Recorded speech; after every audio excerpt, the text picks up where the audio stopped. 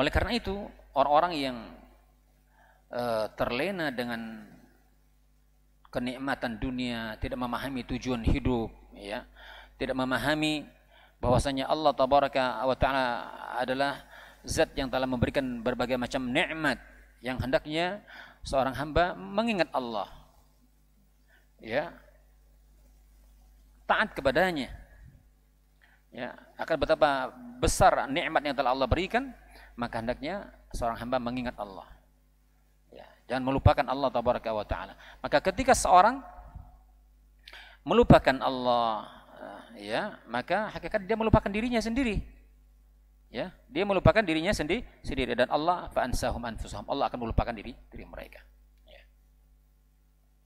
Sebagaimana banyak ayat juga dikatakan, wa man a'rada an dzikri fa inna lahu ma'isatan danka wa nahsyuruhu yaumal qiyamati a'ma.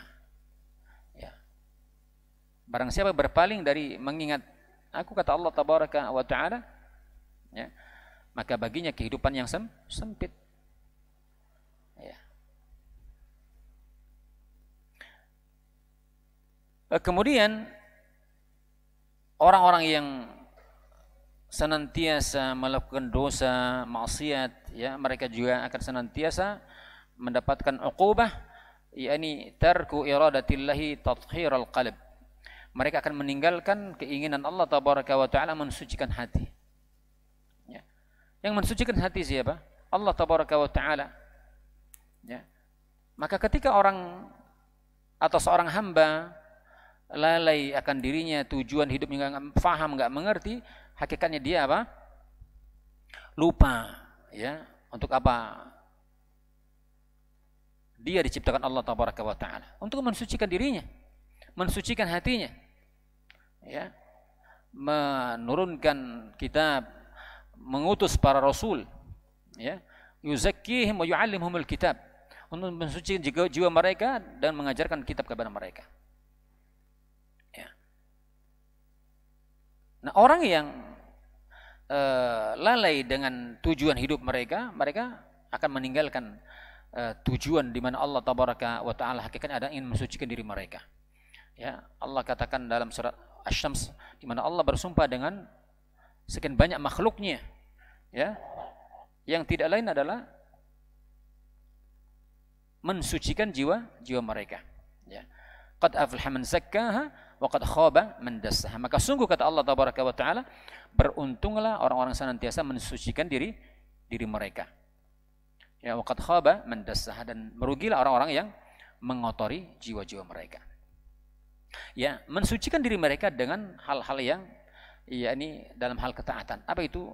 Mentauhidkan Allah tabaraka wa taala dalam ibadah. Mengotori diri mereka dengan kesyirikan, bid'ah dan lain sebagainya. Ya, maka ini hendaknya seseorang yang menginginkan kebaikan agar hatinya bersih, selamat, maka hendaknya dia ingin meraih apa yang Allah tabaraka wa taala inginkan untuk mensucikan hati seorang hamba. Dan juga orang-orang yang lupa akan tujuan hidup mereka, sehingga mereka bebas melakukan berbagai macam bentuk maksiat, wa ja'alus sadri dayyiqan harajan ka'annama yas'adu bis sama', akan menjadikan hati-hati mereka atau dada-dada mereka sempit, menjadikan hati mereka sempit, menjadikan hati mereka terbebani, merasa berat, ya, seolah-olah mereka yas'adu bis sama', mendaki langit, ya.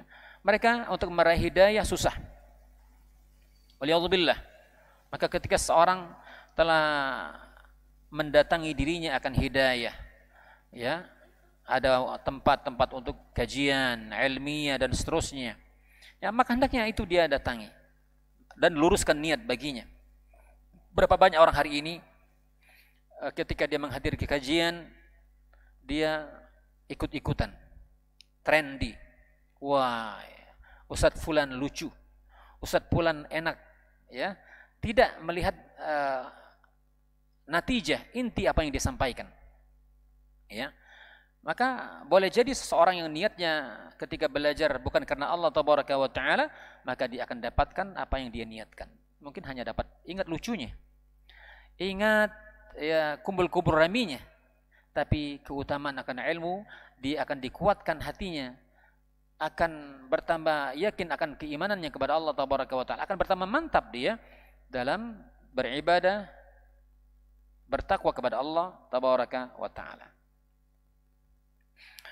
Ya, jadi akan bertambah sempit ya, dan merasa terbebani di dalam beribadah kepada Allah Tabaraka wa Ta'ala. Kemudian juga wasarful qulubi 'anil haqq, dan hatinya akan berpaling ya. Hatinya akan berpaling dari kebenaran. Ya. Waliyadzubillah. Bahkan dipalingkan Allah Tabaraka wa Ta'ala.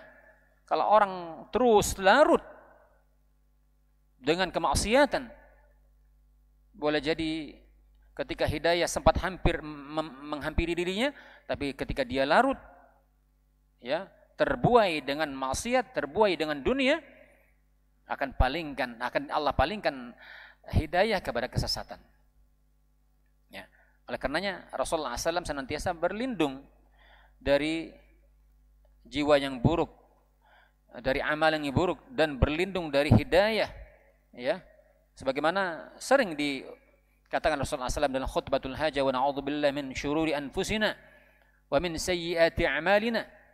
Aku berlindung kepadamu wahai Rabb ya, dari buruk-buruknya jiwa kami dan dari buruknya amalan kami. May yahdillahu fala mudhillalah. Barang siapa yang telah Allah berikan hidayah, maka tidak ada orang yang dapat memberikan petunjuk. Ya, tidak ada yang menyesatkannya. Ingat, jadi ketika Allah telah memberikan hidayah, maka tidak ada yang mampu menyesatkannya. Hidayah akan menghampiri bila mana ada seseorang berusaha untuk meraih hidayah. Nggak mungkin hidayah akan datang dengan sendirinya, ya, tanpa adanya usaha. Karena harus kita pahami, hidayah itu hak prerogatif Allah, ya. Bahwasanya hidayah itu adalah taufik Allah Tabaraka wa Ta'ala. Allah akan berikan taufik Allah. Hidayah itu merupakan taufik Allah, pemberian Allah Tabaraka wa Ta'ala. Tidak diragukan lagi. Tetapi perlu diingat, al-hidayah la ta'ti al-hidayah la ta'ti illa bit-ta'ah wa luzumi syar'i. Ya. Hidayah itu tidak akan pernah sampai ketika seseorang senantiasa menjalankan ketaatan kepada Allah Tabaraka wa Ta'ala dan melazimi syariat Allah Tabaraka wa Ta'ala. Ini dua hal yang tidak bisa, harus dipenuhi oleh seorang hamba. Kalau dia tidak penuh ini, jangan diharap hidayah akan sampai kepada dirinya. Ya, perlu adanya usaha, perlu adanya mujahadah.